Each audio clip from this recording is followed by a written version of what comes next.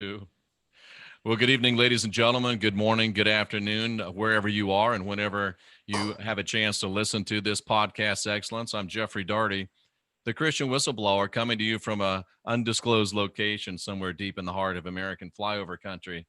And tonight, I'm extremely honored and very privileged to have with me live Joseph Atwill, who is the author of the book called Caesar's Messiah. I happen to believe that it's one of the most profound books of our time. And I think after our time with Joe tonight that you'll agree. And the basic question is on his website, Caesars with an S, Messiah.com. And at the top of the website, it says, who was Jesus?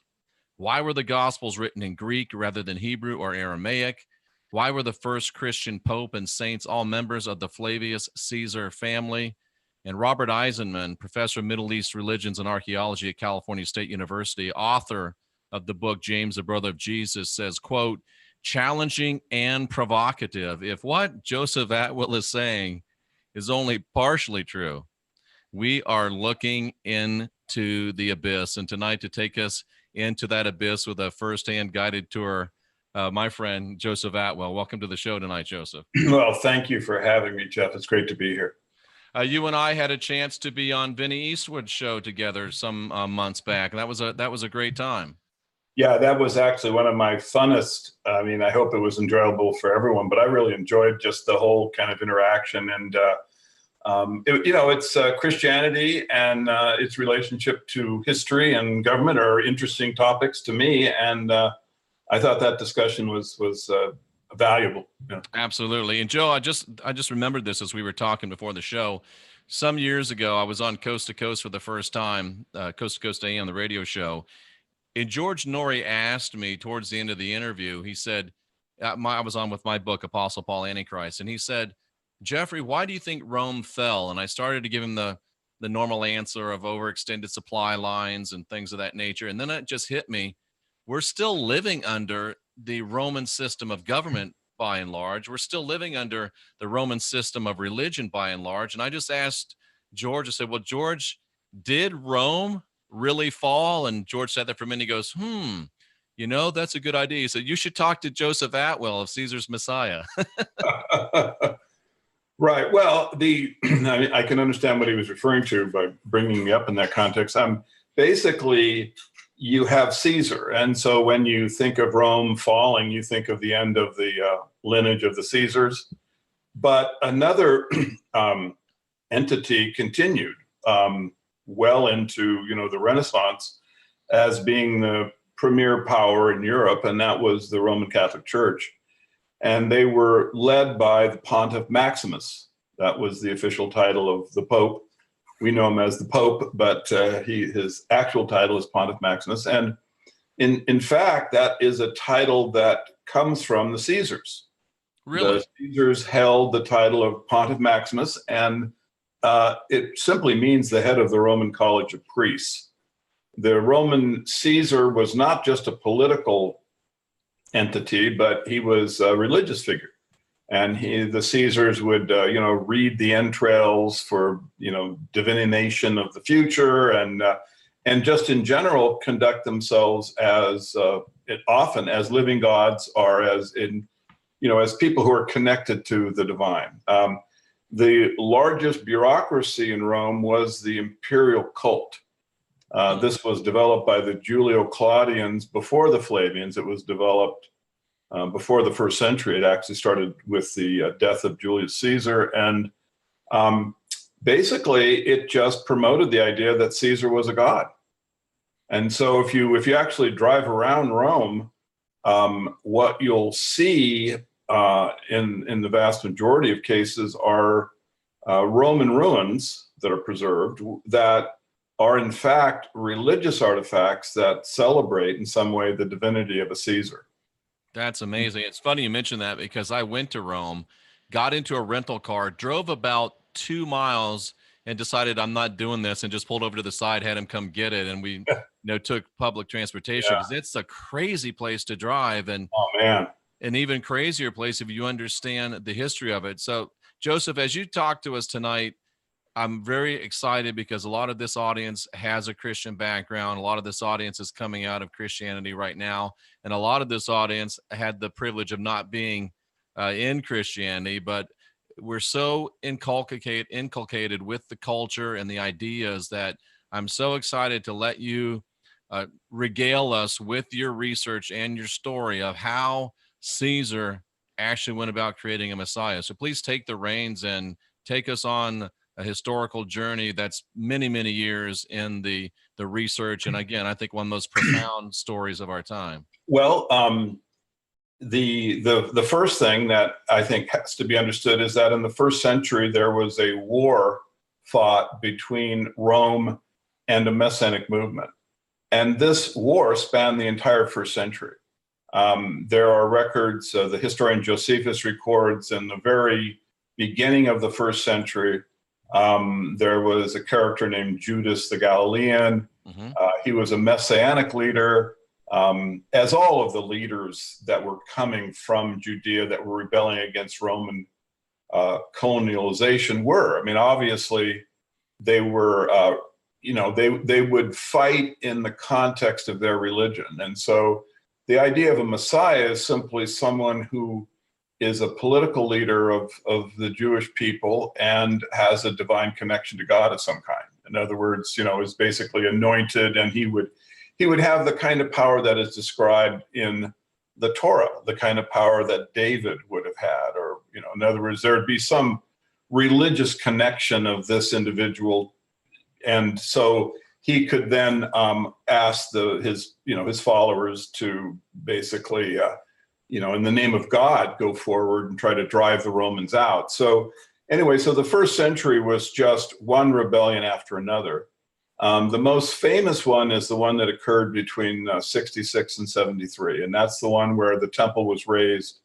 And it's the rebellion where the prophecies of Jesus came to pass.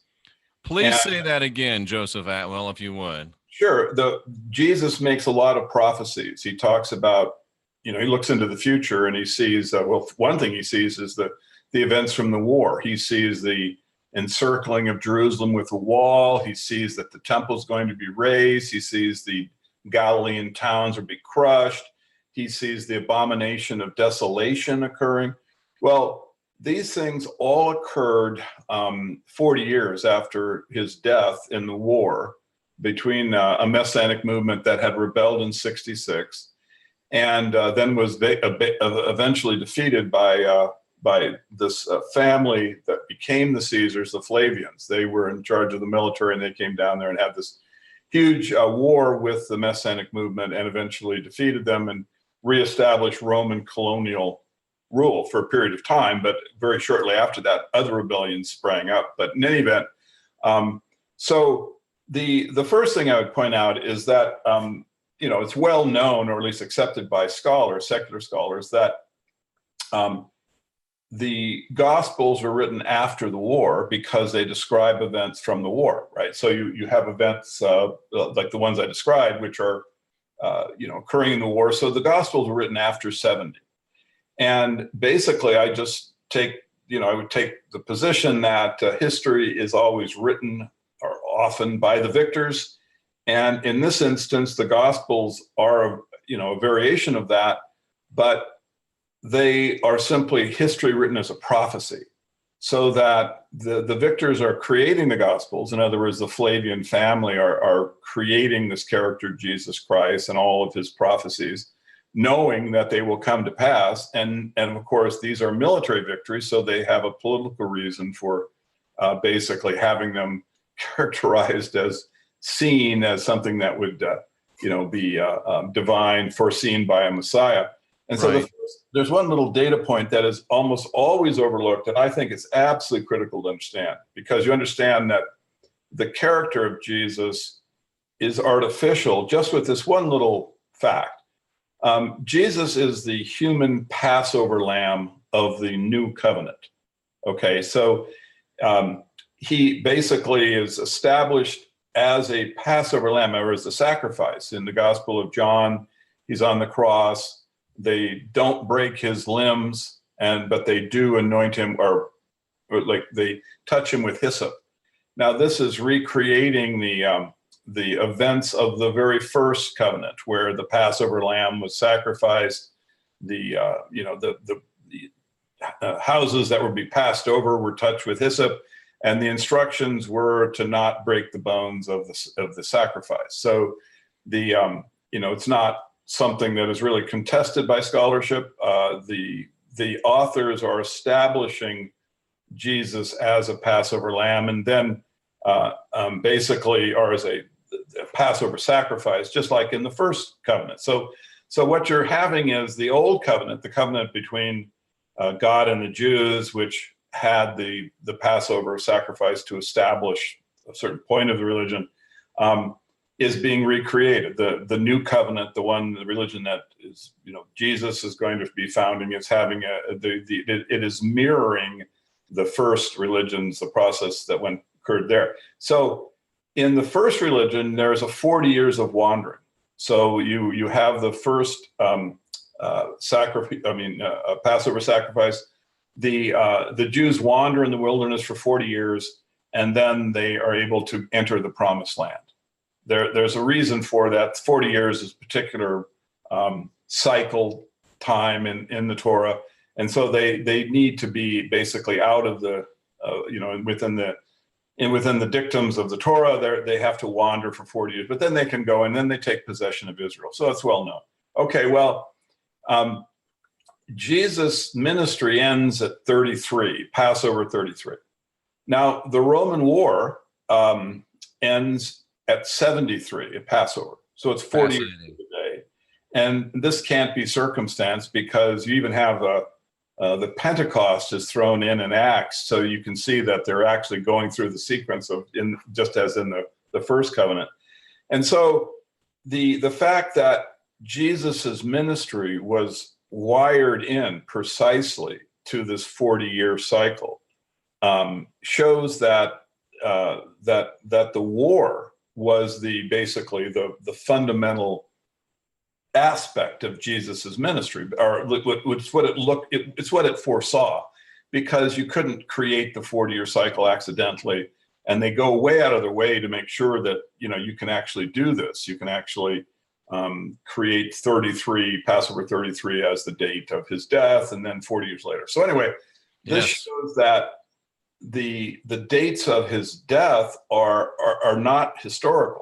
I mean, this would be miraculous, right? So this is in fact artificial. They've created a new covenant that had the Passover sacrifice at 73, and then concluded it 40 years later with the conclusion of the war, which basically reverses the old covenant, because at that point, you see, Rome now controlled Israel.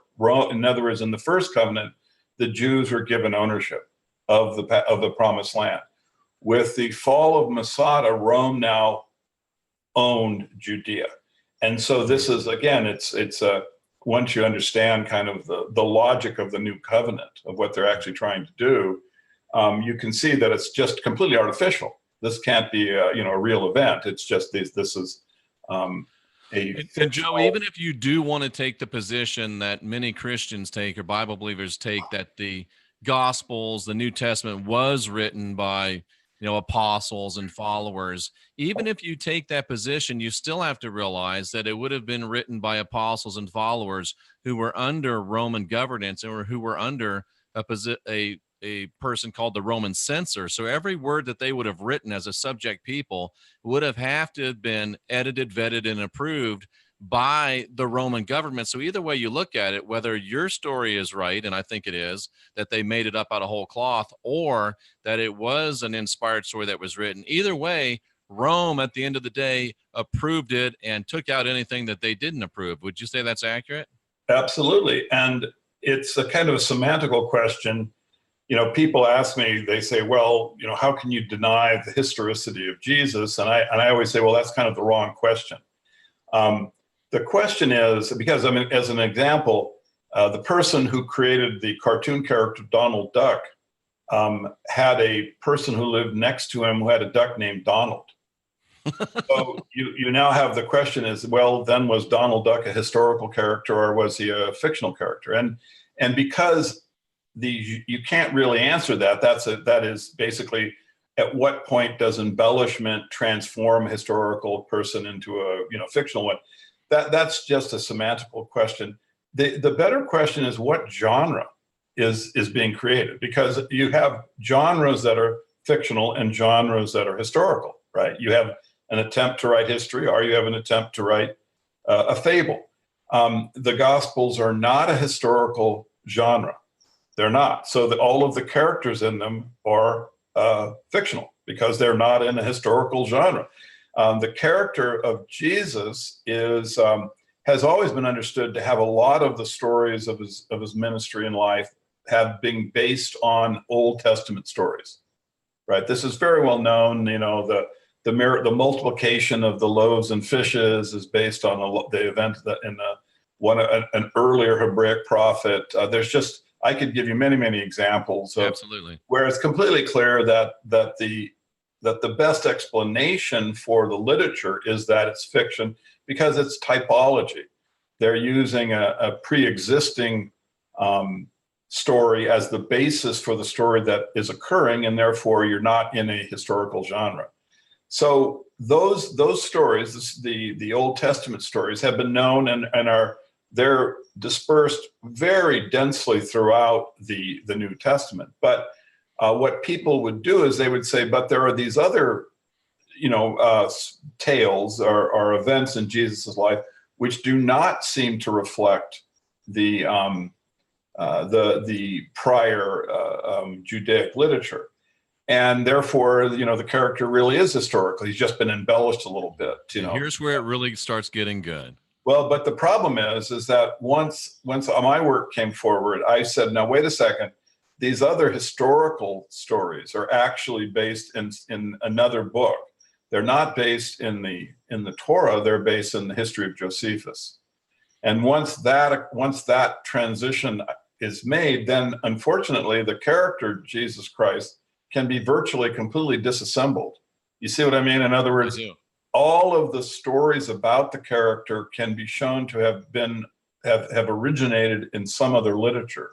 So now the question of, is the character historical is answered. He is not historical. He is completely within a genre of literature that is not a historical genre. It's a fictional genre. And if you can get yourself to a place of objective empirical scholarship, which is very difficult given the cultural implications that we're dealing with, but if you can get to that place of empirical objective scholarship, then there really are no other conclusions that you can reach other than the ones that we're talking about right now, at least in my, humble opinion. Yeah, I mean, my methodology is pretty simple, and the results, unfortunately for the proponents of historical Jesus, are pretty devastating, because all I do, and I have a chapter where I separate the chapter from the rest of the book, and I simply take one gospel. In the first edition of Caesar's Messiah, I kind of leapt about the different gospels, and people attacked this analysis. They were saying, well, you really shouldn't do that. So what I did is I just took one gospel and I laid the Gospel of Luke out, and I lay out the parallels that are between Jesus and the Flavian campaign. And you can look at them in sequence. And this is the important thing, is that they are simply all occurring in the same sequence. And many of them you just can't contest, because there's no metaphorical interpretation. They're the same thing. In other words, when Jesus talks about the Galilean towns being crushed, the Titus Flavius is crushing Galilean towns, and so there's no metaphorical kind of connection. It's just straightforward. When he talks about Jerusalem being encircled, that's a historical event. Josephus records it, and when you see the sequence of events and see that these things are occurring, and the razing of the temple complex, suddenly the story of Jesus as a historical structure just completely falls apart. And what you're looking at with the story of Jesus is the Roman authors of the gospel have left a little sort of it's actually a mockery of Hebraic typology. It really is. If you look at the Dead Sea Scrolls, for example, the Habakkuk Pesher, you can see that the Messianic movement was trying to find typology between their present circumstance and the prior stories that they were reading in the Torah. So in other words, they were trying to find when the Messiah would come, or when a particular event would occur that would like help them throw off the Roman yoke. So the Romans had obviously gotten a hold of this literature. And so when they created Jesus, what they did was they created this very unusual character. And again, this is another thing which is right in front of people, but is not thought of or talked about a lot, is that Jesus talks about the Son of Man. And the title, he applies it to himself in one case, but when he talks about the future, he says the Son of Man is going to come. It's a messianic title. He's using it in the same context as Daniel, the prophet Daniel uses it. This is clear because Jesus actually references the prophet Daniel when he's talking about the coming war. And the abomination of desolation as well. The abomination of desolation. And so he's using it as a messianic title. He says, but he's talking in the third person. He's saying the Son of Man is going to come. Now, he doesn't give the name of this individual, he just uses the messianic title. He's going to come.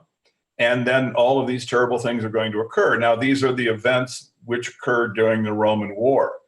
Well, now, when you then look at that, then you try to say, well, who is this Son of Man? Who can he be? Now you have to read Josephus carefully, but he gives the answer. I mean, Josephus actually says that all of the messianic prophecies that the Jews thought were about a Jewish Messiah actually foresaw the Flavian Caesar. Okay, wow. So in other words, Josephus flat out says that no, that these prophecies actually are looking forward to the Flavian Caesar. And he also says that the good favor between God and the Jews is over. And now the good favor goes over to the Romans. So Josephus claimed that he had a vision, and he went into a trance. And when he came out of it, he realized that the old covenant was over, and now there was this new covenant. So the fact is that he is saying that the Son of Man that Jesus is predicting is going to be the Flavian Caesar. Now, if you read the Gospels, if you take out the expression Son of Man and insert Titus Flavius or Flavian Caesar, the Gospels make absolutely perfect logical sense. There is just no kind of confusion about what the literature means whatsoever. All of the events suddenly become crystal clear, much clearer than if you just read them, as a religious person reading through the text, and you don't really, many people get different sort of impressions about the meaning of the literature. But if you read it with that context, that the authors are linking to Josephus, and it's the Son of Man is going to be the Roman Caesar, the events all make perfect sense. And unfortunately, then you have the understanding that for this last 2,000 years, when we worship Jesus, when we worship the Christ, we're actually worshiping this individual that Jesus is predicting. We're actually worshiping Caesar. And this goes back to the point you made at the beginning is, well, did Rome ever fall? Well, not really, or at least not until, long after the Renaissance began, because, when Flavius Constantine began the process to make it the state religion, you transitioned into the Dark Ages, or the feudal system. The feudal system is a slave system, of course. The word serf means slave. Absolutely. But at the top of it was not Caesar, but it was the Pontiff Maximus. So you can see how efficient the Caesars have been. They realized that if they were a secular leader, that the slave system would, encounter rebellion. But if they could get the slaves to believe in a kind of workers' paradise that would exist after they were dead, then they would follow the orders of the Pontiff Maximus, and you'd have a stable slave system. And that's what you had. The Dark Ages occurred. The ruling class benefited from this. They didn't have constant, rebellions against them. They had the serf actually having this religious intellectual slavery, and it worked great. They partied for 1,500 years, and the Europeans toiled in the fields and gave up their labor and the fruits of their labor to the church administrators. They didn't need to have, the kind of large standing army that Rome did, because Rome was a prison of nations. You have the Jewish rebellion, but just think of Rome. I mean, it's just constantly fighting. Absolutely. When you have the Dark Ages, it's very static. And that's because, in my opinion, you have this religious slave system in place, and it just kept everyone in check. And it tended to suppress creativity and originality and thinking and going beyond. It really enslaved the human spirit, didn't it, Joe? Absolutely. Well, Rome in the first century was right on the cusp of the Industrial Revolution. I mean, they had everything. They had architecture, very advanced, the mathematics system. Inventors of concrete. Oh, yeah, of course. But they were working on batteries. I mean, they were really just a few inventions away from the Industrial Revolution. There was absolutely no question. In fact, they would have onset it far quicker than it occurred in Europe later on in the 18th century. They could have transitioned to a technologic society very quickly. Joe, are we saying that the rise of Christianity preempted that? Yes, it was designed to do that.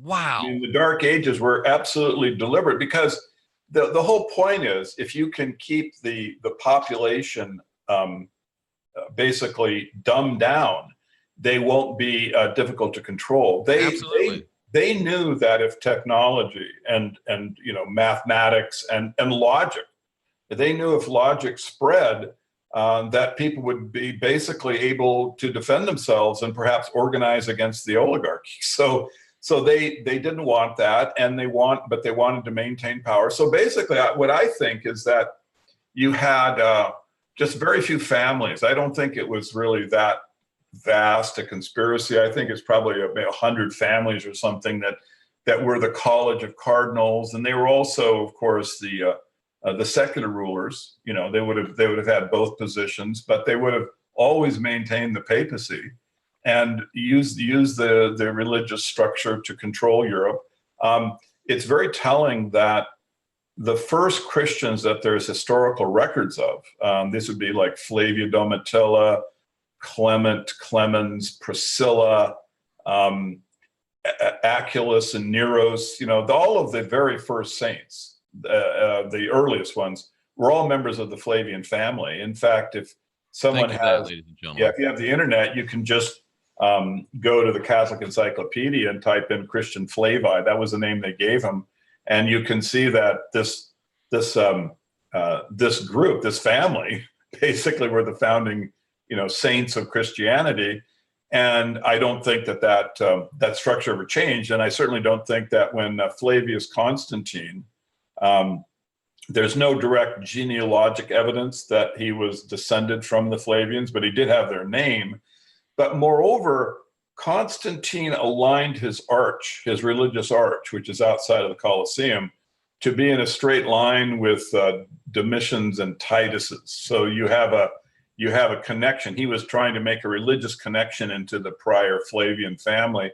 And then the most telling thing about Constantine is when he died, he went out and got, they had in different churches, they had physical remains of the 12 apostles. I mean, these things were probably fake, but right, they did exist. And so he went out and collected them, and he arranged them in a circle. And in the middle of the circle, he placed his dead body. So Constantine did this. Yeah. So he was making a representation to history as who was Jesus, right?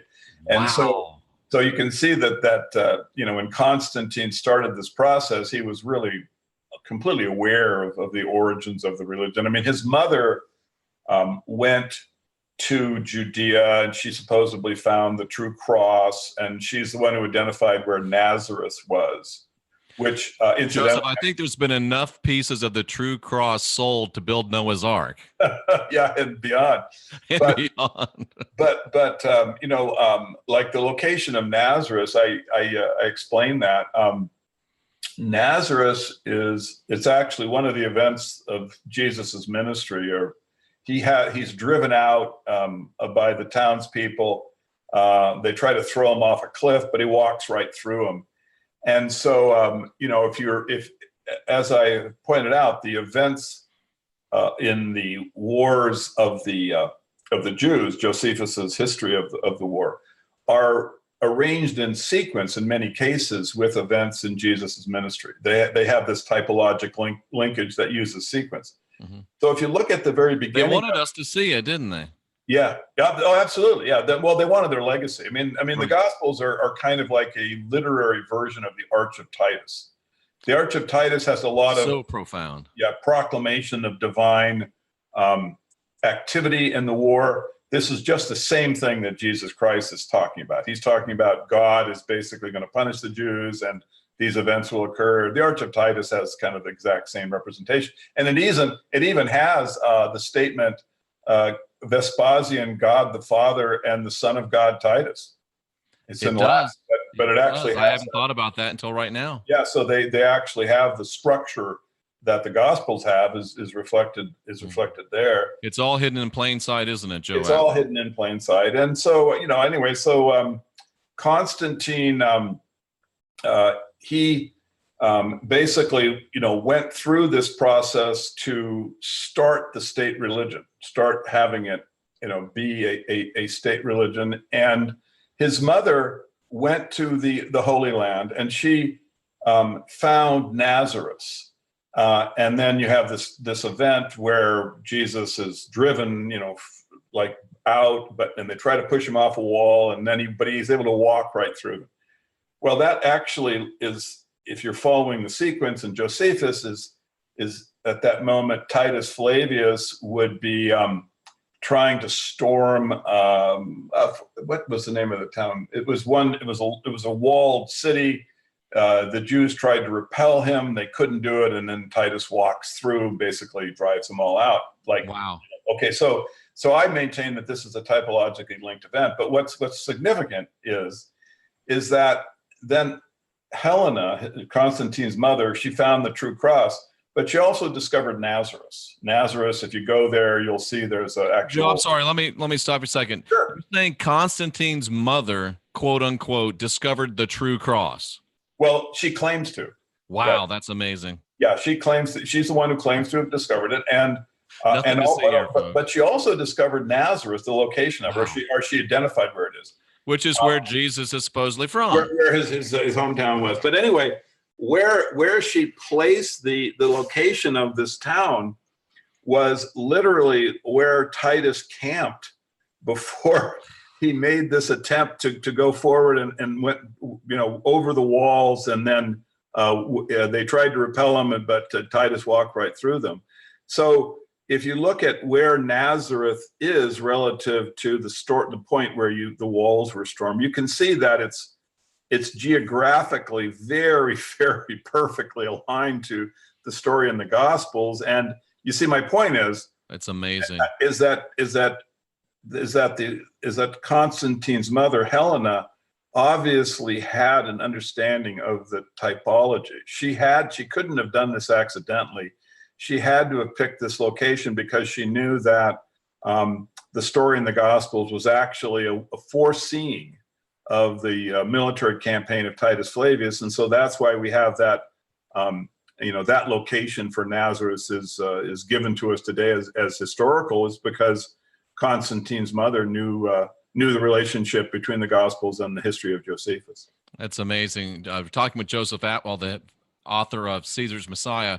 And Joseph, I don't want to stop your role, but I know there's a lot of people that are in the chat room, and they're amazed at the story that you're weaving. And from a 20,000 foot level, it's fantastic. Is it possible for you to maybe drill down and give us some, maybe some of that typology that you showed in Luke's, how some of the stories of Jesus, the fishers of men and the thing that we know, how those dramatically and specifically and with great exactness mirror the campaign of Flavius? Sure. Well, I mean, I start out with the event at the Sea of Galilee, and there Jesus, he gathers his disciples together and he says, if you follow me, you'll become fishers of men.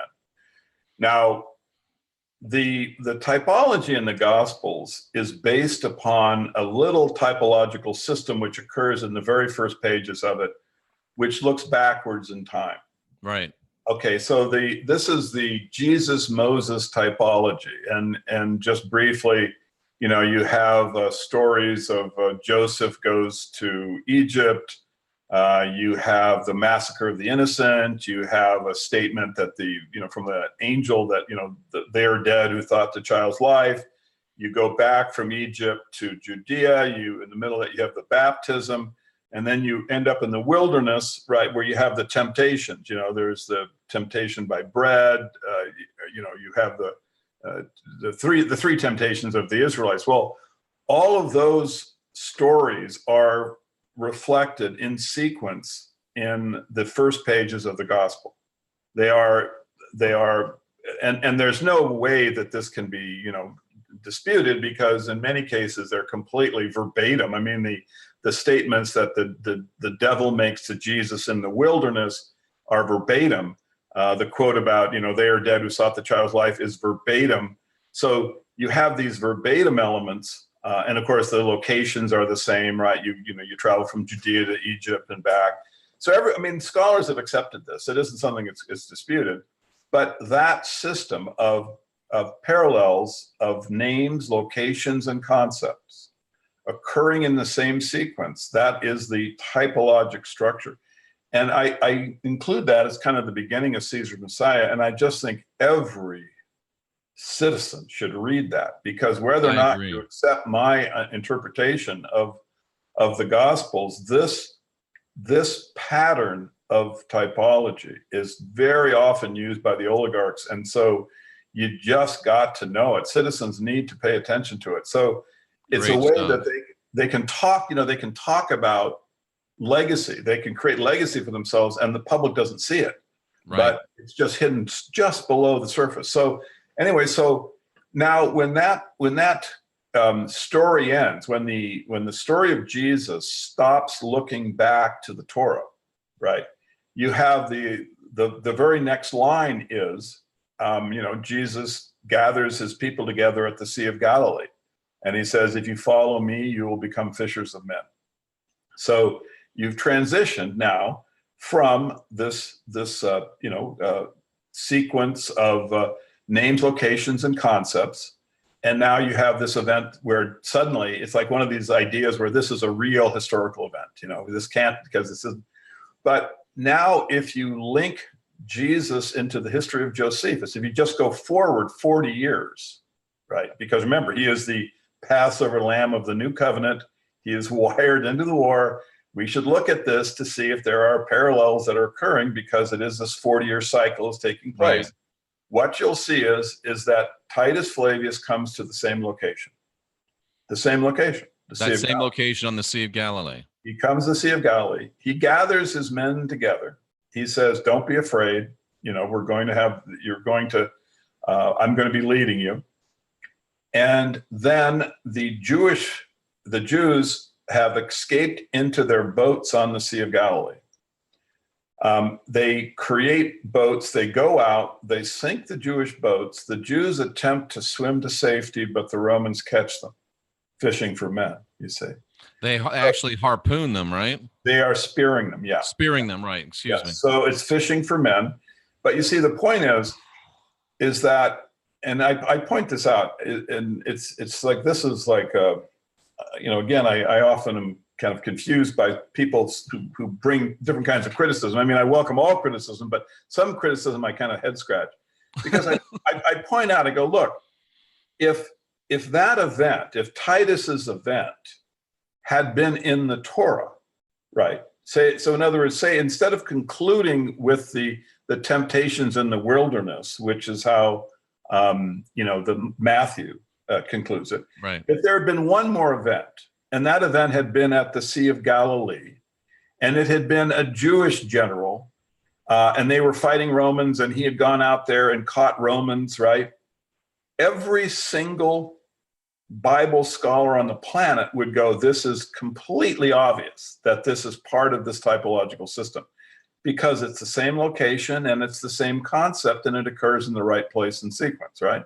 Absolutely. But because they've switched to another book, people just won't see it. They go, well, it could be, but then maybe not, But the fact is, if you just took the expression, and then and then laid it next to the actual event in the same way you do with laying the events in the Jesus Moses typology, it's obvious that it would be a part of the same system. So anyway, once that is established, once you have the system kind of in Luke sort of established, then you can go forward and you can see, yep, the crushing of the Galilean towns is in sequence, the circling of Jerusalem is in sequence, the abomination of desolation, the raising of the temple complex, of the temple, yeah. And you get into then even where you go, well, Jesus talks about a Last Supper, and he says, eat of my body, drink of my blood, right? Well, this is often seen just like, when he talks about, when Jesus talks about fishing for men, you can interpret this in a completely spiritual way, right? I mean, you can say, well, they're not talking about physically fishing for men, but if you are a Roman and you're mocking Jewish religious typology, you can see that there is humor here with the fishing for men event. Absolutely.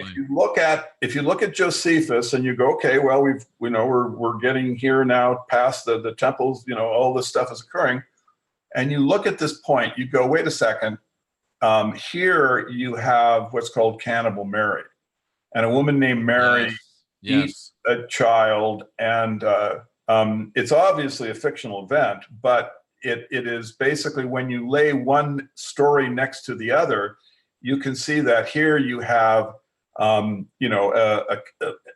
physical cannibal event, and the mother is Mary, and they establish the child as a human Passover lamb. This is a little more subtle. They say that the child is from the house of hyssop, and then the mother says that she will roast the child. Again, that's one of the instructions about how to prepare the Passover lamb. So she uses the same system that is reflected in the Gospels. In other words, you combine an instruction of the preparation of the Passover lamb with hyssop. And so anyway, Joe, they're telling us about the Eucharist and communion, aren't they? Exactly. Yeah. That is, you see, it commemorates when it's very tragic and dark. I mean, what that event commemorates is this actual cannibalism. It's not spiritual. And you see, this is one of the problems with, I think, with the kind of cultural impact of the book, is that the Roman humor is really black. Very dark. It's very dark. And when I just bring out the relationships, I mean, I don't try to obviously embellish the thing or to dramatize it, but it just speaks for itself. And it's very upsetting to people who are engaged in the communion or in communion. Then they have a psychological reaction that's very, very obviously troubled. And so I can only say that I was raised a Catholic. I mean, I went to communion. I was an altar boy. I can still say most of the Mass in Latin because it's drilled into me. Right. It's just the Caesars were a different kind of human. I mean, I would say they were kind of just high-functioning psychopaths. They were able to, because they were so murderous, they were always murdering, people they didn't like, and also their whole empire was simply a prison of nations, right? So they had to be absolutely bloodthirsty and just tough as nails. Nero wasn't atypical at all, was he? No.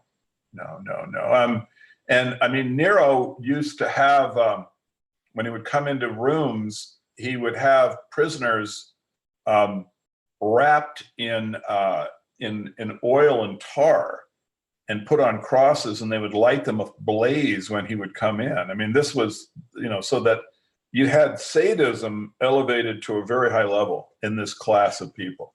You really did. And this group then created the Gospels, and that's why so much of the humor is really, it is insulting to the people who are participating in their religion. They basically are saying, that you're inferior, you're stupid, and this is, I think, part of what they wanted to represent to the future is that they had been so intellectually powerful that they were able to fool everyone. And this, they think, is going to give them a better legacy for the future, because legacy for the future is really, I think, the key thing here. I mean, right. They did not have to write the Gospels with this character, the Son of Man. They could have easily created Christianity without this typology to Titus. This was all done for the same reason they created the Arch of Titus and the Arch of the Colosseum, which is also just a religious structure for the divinity of the Flavians. So the Gospels were just a literary version of those artifacts, and it is a reflection of the vanity of, as I said, a high-functioning psychopath. And it really is sort of an in-your-face, look what we've done, and we're doing it right in front of you. Joe, this thought occurred to me, and I've had it before, but I haven't put it in these type words. I think of Flavius Josephus. He was a born Jew, and he was also a Roman citizen. He was the one that recorded all of this. He was the one that was front and center. What do you say to people that would say that Flavius Josephus was the real, quote unquote, Apostle Paul, and that the Apostle Paul himself never existed as a historical figure? Well, I think that the people who make that case have a strong case, and I wouldn't have any way to to negate it. My position is that it's unlikely that Josephus is a real person. I think that this is a nom de plume. I think that they gave Josephus characteristics that were done for the purpose of creating a historian that was so perfectly attributed that he couldn't be in any way questioned. In other words, if you think about Josephus, he claims to have been a member of all three sects of Judaism, right? The Sadducee, a Essene, a Pharisee. He claims. He also claims to have been a priest and a member of the Hasmonean, the royal family. As does Saul of Tarsus. Yeah, that's right. And so now he claims to have then been made a general during the Roman Jewish War. And he was a big hero in the whole temple scenario. Exactly. He was there, as kind of the Joseph of Arimathea. Oh, absolutely. Right. So anyway, I think that those characteristics were just given to him so that his history would be just taken as absolute gospel, to use an expression, and no one would ever question it. Josephus ends up in the Gospels. If you, in fact, I think that's probably one of the very easiest typologic stories that people can, if they, don't want to spend a lot of time with my analysis. If they just Google, Joseph of Arimathea, Joseph Bar Matthias, that parallel had not been noticed by scholars before, but there is actually a parallel story to the crucifixion in the Gospels that's recorded in Josephus. And I discovered it because I knew exactly where to look, because I had already broken basically the code, right? And I knew that the sequence was important. So all I had to do was look within a few hundred lines of text, and I could, because that was the correct point in the sequence to find the crucifixion story. And what I found was the story where Josephus, he sees a group of three being crucified. He goes to Titus and he begs the Roman commander to take them down from the cross because they're his friends. Two of them died, but one survives miraculously. How about that? And then I noticed that, well, wait a second, Joseph of Arimathea is like one Greek letter off of Joseph Bar Matthias. Ooh. And so this is typology, is that it's never verbatimism, but it's always just off just slightly, but there's enough parallelism so that an alert reader can see it. It's like in the Jesus Moses typology, Jesus is in the wilderness for 40 days. But if you recall, the Israelites were in the wilderness for 40 years, you see, but there's enough parallelism. And it's interesting, but in the old, there are old versions of the Gospels where the character isn't known as Joseph Arimathea, but they simply call him Joseph Bar Matthias. This would be the Gospel of Barnabas.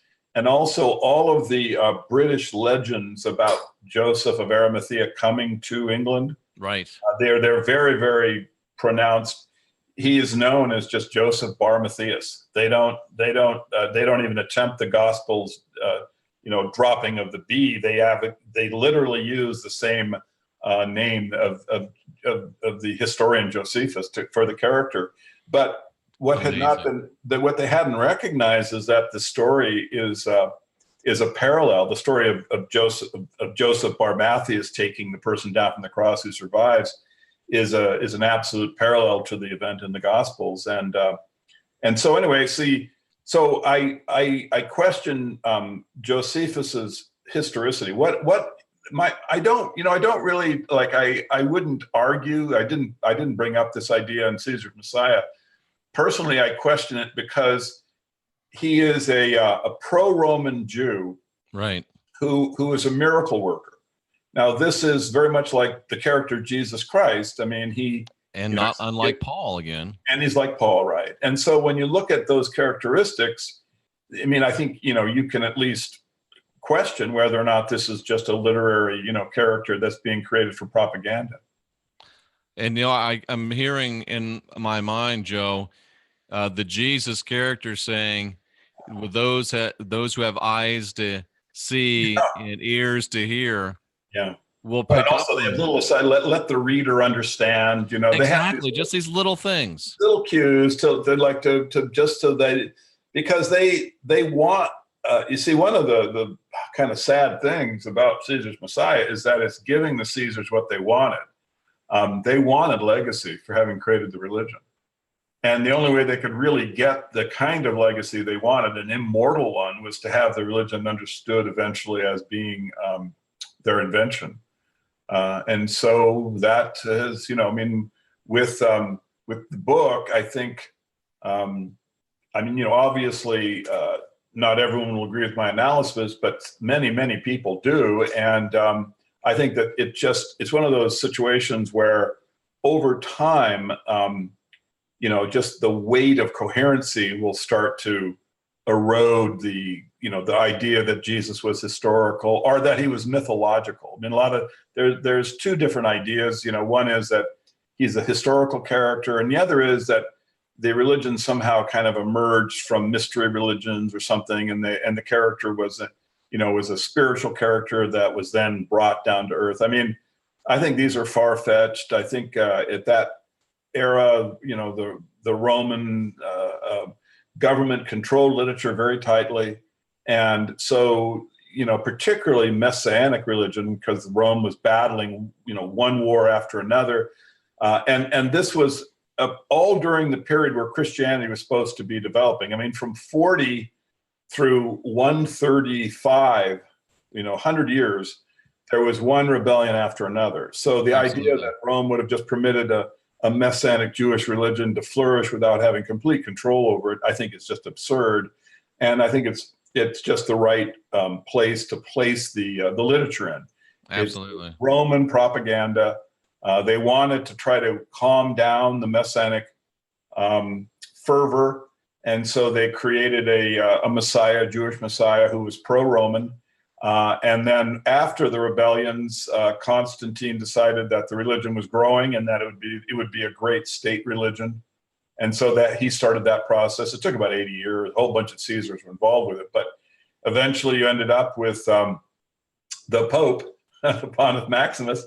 And and then the Dark Ages, and then that was the end of the basically the European mind collectively. It led to a catastrophe for Europe. It did. And Joseph, it's interesting as again, going back to the empirical, objective, historical record, the earliest pictures of Jesus were him as an infant, but all the first representations of Jesus as an adult exclusively had him looking exactly like a Roman Caesar, or possibly a Roman philosopher. Jewish Jesus with the long hair, the beard, that didn't come about to 300 or 400 AD. Yeah, I mean, it's I talk about that in a second book I wrote called Shakespeare's Secret Messiah. But oh, beautiful! I've got to read that one.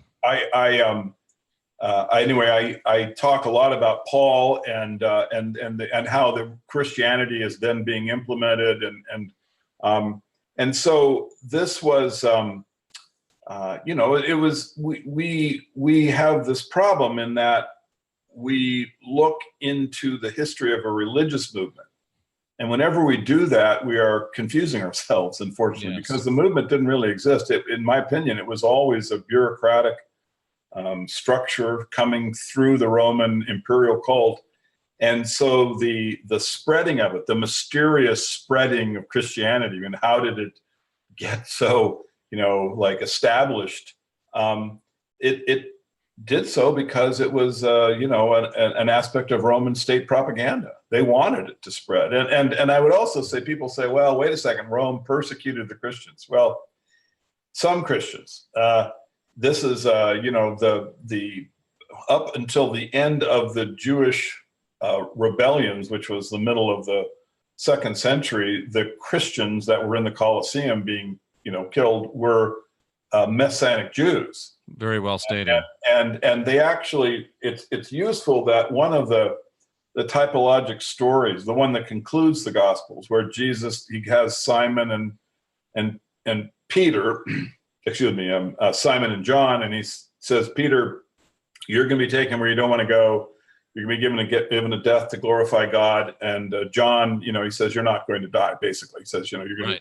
Okay, so people always wondered about this. What is this? Well, if you look at the conclusion of the Jewish wars, you'll see they capture the 2 religious leaders. They're named Simon and John. Simon is taken where he doesn't want to go, Rome, and he's executed. And John is given life imprisonment, and then it becomes the supposed author of the Book of Revelation. And so, this is a perfect, kind of Jesus prophecy, and then Josephus recording that the event actually came to pass. But what it does, Jeff, is it shows that the original Christians, the ones who were actually like Simon, who were being killed in the Colosseum because they were Christian, quote unquote, these are Jewish Messianic Christians. These are not that Rome is, they're trying to take over the identity of the whole Messianic movement.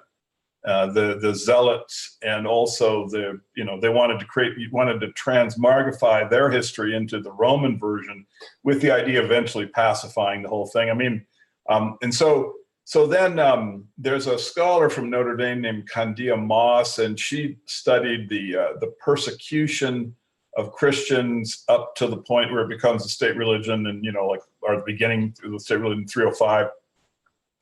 And she says, well, really, there's no evidence at all. There were prosecutions, legal prosecutions against Christians, which can be identified, but there were legal prosecutions against everyone. They didn't seek out Christianity. There was a struggle between the Caesars, which Constantine fought against the Caesar who he deposed. And in that, the prior Caesar was saying that Christianity was too powerful. And then there was a persecution of Christians, but you can see that the religion had not been persecuted historically, because the church that is directly next to the Roman bureaucratic administrator in Nicomedemia was about the same size as the Roman bureaucratic palace. So it was this huge Roman Catholic church, and this was like in 290 or something. So the religion had not been wiped out by Rome, and which of course is sort of absurd in any case, because as a concept, because the Roman Catholics claim to have always maintained the papacy inside the city of Rome. Exactly. It would not be, rational if they were trying to destroy the religion. So they didn't try to destroy it. They tried basically to use it in the first couple centuries against the Messianic rebellions. And then following that, at the beginning of the 4th century, they decided to make it the state religion. Joseph Atwill, it's a fascinating story. I can't recommend highly enough that everyone get a hold of Caesar's Messiah and read that. And Joseph, once again, please, what's the name of your second book? It's called Shakespeare's Secret Messiah. And basically, I try to show the relationship between the Shakespearean plays and the Flavian humor. I've got to read that. That sounds I think that that's why I was saying that little humble typologic system at the beginning of Matthew is so critical for people to read, because I'm not the first person to have understood the Flavian humor. It's actually been understood, and of course, not the kind of thing you can be public about, but many authors have understood it, and they make cryptic references to it. And you just have to understand that little system of typology, because they basically link right into that system. I mean, like Titus Andronicus, it is completely based around. It's a lampoon of Titus Flavius and of his establishment of Christianity, and so the author of the Shakespearean literature was very familiar with the Flavian humor. And there are a lot of people have been. It's just that no one has really wanted to go public with it, because until very recently it would have been a death sentence. So right. Well, Joseph Atwill, thanks so much for writing the book. Thank you so much for being with us tonight. It's been an honor and a privilege. Oh man, thank you, Jeff, for having me. And I hope I can have you on. I was talking before the show about having you on as to talk about like Christian influence politically, and shows that I do. And I just want to thank all of your guests for listening. And if they have any questions, they can reach me at just through the website, or my email is just Joe Atwill, my name, no spaces, @gmail.com. I try to answer every email. Well, thank you so much for that, Joe. Please sit there real quickly so I can say goodbye to you personally. Sure. To all of you in the chat room, thank you for being here, seeking after truth. The book is Caesar's Messiah.